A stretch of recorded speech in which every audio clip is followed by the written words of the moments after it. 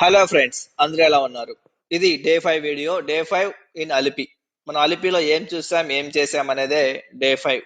అలిపిలో early morning లేవడం జరిగింది. ఇక బైక్ రెంటల్ దగ్గర ఎక్కడ ఉందని చెక్ చేసుకోవడం జరిగింది. చెక్ చేసుకున్న తర్వాత బైక్ రెంటల్ నియర్ మీ వెళ్ళాను. అక్కడ వాడు బైక్ రెంటల్ కి ఫర్ డే 500 ఛార్జ్ చేశాడు. సో 500 ప్లస్ పెట్రోల్ ఒక 200 కొట్టించి ఇక మన అలిపి సైట్ సీయింగ్ మొదలైంది.